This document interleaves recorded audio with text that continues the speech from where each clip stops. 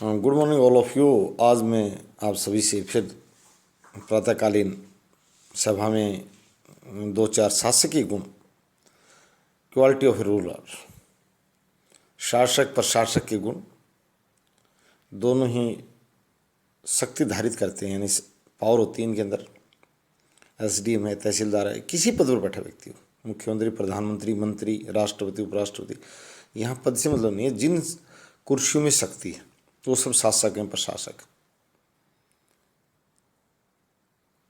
उनकी कुर्सी की शक्ति के प्रदर्शन के लिए दो बातें उनको विकसित करनी पड़ेंगी अपने अंदर। जो आलोचना शिकार हो रहे हैं या कार्य कुशलता उनकी कम दिख रही है, उसके मात्र दो कारण हैं। एक, संवाद के मामले में भी कई मैंने देखा है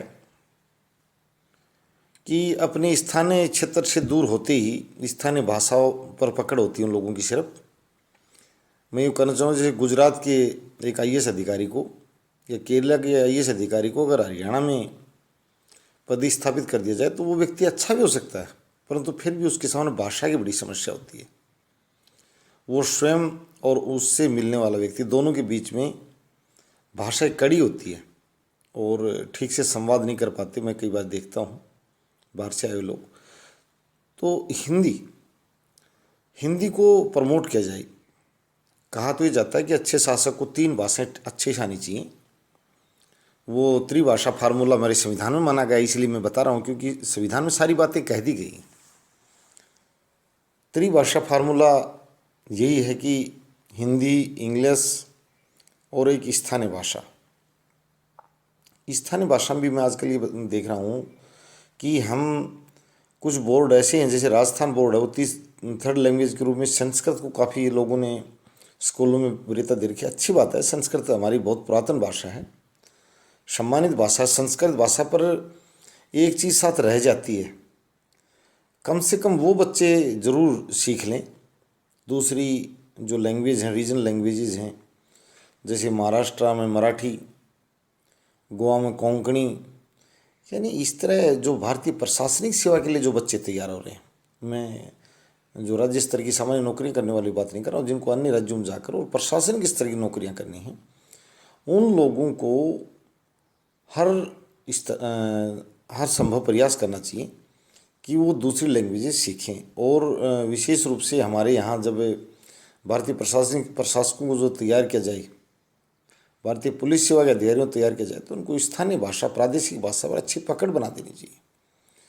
उन लोगों को उम्र भर सर्विस करते समय बड़ी जो है उलझ सी होती है उच्चारण में, बात करने में, संवाद में। मैं ये बताता हूँ, इस संवाद देखो, एक बात तो है, भारत के सभी लोगों को धीरे धीरे, जो हमारे लोगों ने कहा था, वो अंतर्राष्ट्रीय स्तर पर संवादी बनने के लिए आपको अच्छी इंग्लिश आनी चाहिए। ये हमें लोग बेकार में बहकाने वाली बात करते हैं, वो उसमें बोलता तो उसमें कुछ नहीं। बाहर जब हम जाते हैं, चाहे भूटान जाएं, चाहे चीन जाएं, और चाहे अमेरिका जाएं, इंग्लैंड, कनाडा, कहीं भी जाएं, बाहर कम्युनिकेशन का जो सबसे आसान एक ही सूत्र है। फ्रांस में फ्रेंच चलती है, जापानी चलती है, इंग्लिश लगभग सभी लोगों को आती है, और विश्व स्तर पर विकसित लोगों को विशेष रूप से आती है, यानी जो वहाँ के जो शासक प्रशासक इस तरह के जो भी आदमी हैं। तो अंतर्राष्ट्रीय भाषा का दर्जा फिलहाल धारण कर रखा है अंग्रेजी ने। जिन लोगों को इस अपने एक अच्छे ओहदे से बाहर जाना है, किसी भी कार्य से, किसी भी पद की हैसियत से, क्योंकि मेरा तो टोपी की शासक प्रशासक है, मैं व्यापारियों गुणों की चर्चा नहीं कर रहा हूँ, या न किसानों की और न मजदूरों गुणों की चर्चा कर रहा हूँ। तो इंग्लिश भी प्रवाह के साथ आनी चाहिए इन लोगों को। और हिंदी पर पकड़ वो चाहे केरला से बिलोंग करता हो, चाहे तमिलनाडु से, चाहे गुजरात से, चाहे महाराष्ट्र से। ये मैं विशेष अनुरोध करूँगा शासक और प्रशासक, मैंने पहले कहा है, लैंग्वेजेस क्लासेज होती हैं। भाषा जन्म से कोई भी अपनी माँ के गर्भ से बाहर आती सीख कर नहीं आता। यहाँ भाषा सभी वातावरण से और प्रयास से सीखी जाती है, भाषाई ज्ञान बढ़ाया जाता है। तो इसलिए सबसे पहले तो हिंदी इतनी प्रखरता से सीख लें कि उनको कोई समस्या ना आए।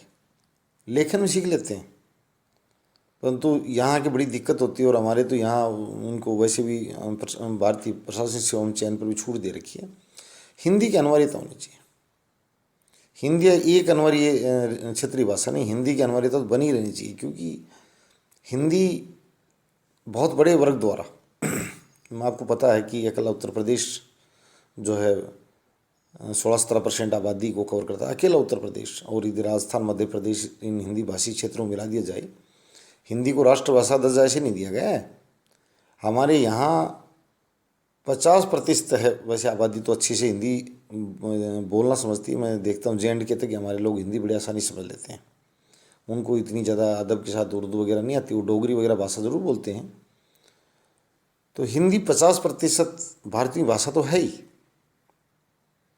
और 50% थोड़ा सा जो सीमावर्ती क्षेत्र, जो दूर दराज हैं, तमिलनाडु वाले हैं, केरला हैं, दक्षिण भारत की मैं बात करूँगा, उनके नेताओं ने शुरुआती दौर में उनको अपनी राजनीतिक रोटियां सेकने के लिए भाषा के नाम पर उद्वेलित ही कर दिया कि हम स्वीकार नहीं करेंगे। नहीं भैया, ये राष्ट्रभाषा है, सम्मान करो। आप धीरे धीरे सीख लो यार, हम आपकी भाषा सम्मान कर रहे हैं। हमें तमिल सीखने में, तमिल हमारी, आपकी क्या होती है, तमिल हमारी भाषा है, हमारे भारत देश की में क्षेत्रीय भाषा है। तो हिंदी से सभी हिंदी का प्रचार भी करें और हिंदी से जुड़ें सभी। क्यों, मैं देखता हूँ हिंदी सीखे बगैर, मेरे को आज भी याद है कि सोमनाथ चटर्जी जो दिवंगत आत्मा है, मैं उनको नमन करता हूँ, प्रातःकालीन सभा में सुप्रीम कोर्ट के अच्छे प्रसिद्ध वकील थे और लंबे समय तो वेटरन लीडर। ये हमारे एक गंदी सी परंपरा है उसके, वो भी वाक थे कि पता नहीं कितनी बार 10 या 11 बार चयनित निर्वाचित हुआ था वहाँ से। ये अच्छी बात नहीं, उसने दूसरे को मौका नहीं दिया। बोलो पशु वही है जो वो मैं चलो। मैं साफ बता देना चाहता हूँ, चाहे सोमनाथ जी हो, चाहे मैं हूँ, चाहे और कोई तीसरा हो, पशु वही है जो कहे मैं चलो। भैया तेरे को इतने लोग मेहनत करके निर्वाचित करने की, दूसरे को मौका दे दे। तू तेरे मुँह से भी कह दे कि यार मेरे को निर्वाचित कर आपकी बार, मैं तेरे को करूँगा। इसीलिए तो हमारा चैनल स्पष्टवादी है। हम न तो किसी से डरने वाले, न हम बेकार की मेहंदी लगाने वाले किसी के भी। सोमनाथ चटर्जी विद्वान थे, सुप्रीम कोर्ट के वकील थे, मैं उनकी इस मामले में तारीफ करता हूँ। परंतु 10 बार किसी व्यक्ति का चयनित होने की घोर आलोचना करता हूँ। अरे उन भाइयों को मौका दो जो आपको पाल रहे हैं, उनको भी उनका बदला उतारो भाई। क्यों आप एक बार आने के बाद दूसरों को नहीं, भाई मैं तो एक बार जाया, आप भी जाकर देखिए वहाँ। मैंने तो 5 साल सेवा कर दी, आप भी कीजिए। चैनल यही 5-4 जो बातें लेकर आया है, राजनीति विज्ञान के साथ साथ ये बातें साथ साथ चलेंगी। और सबको सुधार करना है, सच्चाई स्वीकार करनी है, झगड़ना नहीं है। झगड़ने नहीं है, हम सुधार के लिए आगे बढ़े हैं। बिल्कुल हर व्यक्ति में, चाहे मैं हो और जहाँ भी कमी नजर आए, दूसरा कहे। दूसरा ही शीशा दिखा, चेहरा खुद नहीं दिखता, चेहरे के लिए शीशे की जरूरत होती है। और आप शीशा है, समाज दर्पण है, साथ ही एक दर्पण है। कमियों को सुनिए और उनमें बदलाव कीजिए। जिद्दी मत बनिए, अवसरवादी मत बनिए। तो सबसे पहले तो मैंने शासक के लिए बताया कि जितने भी शासक और प्रशासक को हिंदी को, अंग्रेजी अंतर्राष्ट्रीयकरण के लिए ज़रूरी है। हमारे यहाँ अंग्रेजी का कोई ज़्यादा महत्व नहीं है, आज भी नहीं है। तो मैं देखता हूँ संसद में बहुत से लोग अच्छे से हिंदी नहीं जानते, तो वो लोग बोर हो जाते हैं। एक दिन मेरे को खुद एक सांसद महोदय बता रहे थे हमारे स्थानीय कि वहाँ जो लोग हिंदी नहीं जानते उनकी बड़ी दुर्गति सी हो रही है। वो ये मानते हैं कि बैठ जाओ, नहीं बोलने वाले उससे वो बोरियत महसूस करते हैं, क्योंकि हिंदी समझते नहीं हैं। बैठकर सिर्फ बैठना उनकी मजबूरी होता है, बैठकर मुस्कुराते रहो, उनको समझ में आता ही नहीं क्या है। तो ये जितने लोगों को जो हिंदी नहीं आती है, पहले सांसद के रूप में जो निर्वाचित होकर आते हैं, वो सबसे बड़ी पंचायत है राष्ट्र की, अच्छे से हिंदी। मैं चाहता हूँ कि दक्षिण के सांसद भी बहुत प्रवाह के साथ हिंदी बोलें जब यहाँ आएँ। इसे एक तो संवाद, कम्युनिकेशन, क्योंकि नॉर्दर्न क्षेत्र का हिंदी जो डोमिनेट जोन का व्यक्ति, जब हिंदी प्रभाव वाले क्षेत्र का जो सांसद या जो मंत्री के रूप में नियुक्त है, जब प्रवाह से हिंदी बोलता तो वो लोग कट से जाते हैं। इससे अच्छा नहीं लगता। मैं एक रूपता के लिए भाषा जो हमें इंडियन बनाने में सहयोग करेगी, उनका प्रभाव बढ़े। व्यक्तित्व मेरा यहाँ प्रमुख बात यह है कि सबसे बड़ा जो फायदा होगा, ऐसे मैंने यहाँ के कई प्रधानमंत्री देखे, वो हिंदी नहीं है तो वो व्यक्तित्व जनसभा संबोधित नहीं कर पाए। देवगौड़ा जी को मैंने खुद देखा है, उनकी कार्यशैली बहुत अच्छी होगी, मैं बुरी नहीं बता रहा हूँ। राजीव गांधी के साथ भी लगभग ये दिक्कत थी कि रोमन इंग्लिश में ही वो पढ़ते थे उसको, और यही स्थिति मनमोहन सिंह जी की थी। मनमोहन सिंह जी विद्वता में जो ये लच्छेदार भाषणबाज जो हमारे नेता हैं, इनसे कम विद्वता में बहुत आगे हैं। मैं ये भी कहना चाहता हूँ कि भारतीय राजनीति में बहुत कम लोग हैं जो उनके स्तर के पढ़े लिखे लोग हैं, अंतर्राष्ट्रीय स्तर के अर्थशास्त्री हैं। राजीव गांधी ने भी कुछ अपनी मानसिकता का अच्छा परिचय दिया था। मैं ये भी कहना चाहूँगा नवोदय विद्यालय, इंदिरा गांधी ओपन यूनिवर्सिटी और कंप्यूटर क्रांति का भी जनक माना जाता है राजीव को भारत में। शुरुआती दौर में हमारे श्रमिक संगठन ने विरोध भी किया था कि भाई ये नौकरियां खा जाएगा कंप्यूटर, जब 100 आदमियों का काम अकेला करेगा, ये करेगा, काफ़ी विरोध किया था। पर बाद में पता लगा कि भारत सॉफ्टवेयर का हब बना और उसके विकास के लिए उस व्यक्ति को जाना जाता है। मैं ये नहीं कह रहा हूँ, मेरा सिर्फ सबसे पहले हिंदी को सीखना और व्यक्तित्व विकास। मैं सभी साथियों को जो एक बात जो आगे भावी शासकों के लिए जो पीछे बन गए उनको तो मैं सिर्फ ये साझा कर रहा हूँ कि जहाँ थोड़ी बात एक समझ नहीं पाता, बाकी उन लोगों की प्रशंसा या आलोचना तो हम बिल्कुल नहीं करना चाहते किसी की, दिवंगत आत्माओं की। इसके लिए तो हम यदि हमारे भाव में या कहने में भी कोई गलत अर्थ समझाओ तो मैं सभी से पुरजोर हाथ जोड़ के प्रार्थना करता हूँ, हम किसी भी दिवंगत आत्मा का अपमान नहीं करना चाहते। सिर्फ हम हमारी जो भावी पीढ़ी है, जो आने वाला समय है, उन लोगों को हम शासकीय गुण पढ़ाना चाहते हैं कि पहले संवादी बने, संवाद करना सीखें। ढेर सारी समस्याएं देखना, मज़ा अलग आएगा, आपका व्यक्तित्व बढ़ेगा। संवाद जो है, कम्युनिकेशन जो है, वो आप में सौम्यता पैदा करता है और आपका व्यक्तित्व बढ़ेगा। मैं यहाँ पर्सनल डेवलपमेंट की बात करूँ, छोटे बच्चों से भी एक बात कहना चाहूँगा कि बोलना सीखें। आजकल मैं देख रहा हूँ बच्चे मोबाइल तो बहुत देख रहे हैं, बट वो बोलना कम पसंद करते हैं। नहीं, बोलना सीखें, चाहे किसी भी छोटे विषय पर सही। आप पहले मैं ये बात अध्यापकों से भी साझा करूँगा कि बच्चों को बोलने का अवसर दें। घर परिवार में बड़ों को भी कहूँगा बच्चों को बोलने का अवसर दें, उनको प्रेरित करें बोलने के लिए। शर्म या भय पैदा नहीं करें, वो हटाना है उनमें, तो वो दोनों तो ऑलरेडी उनमें उपस्थित है, वो इम्पोर्ट नहीं करना है। वो उनमें पहले से विद्यमान है, डर और शर्म, संकोच खत्म करना है। अब हमारे सामने सबसे बड़ी समस्या है संकोच खत्म कैसे करें, बहुत बड़ा जटिल कार्य है। उन बच्चों को अवसर दिया जाए, धीरे धीरे उनको प्रेरित किया जाए और उनके व्यक्तित्व का विकास किया जाए।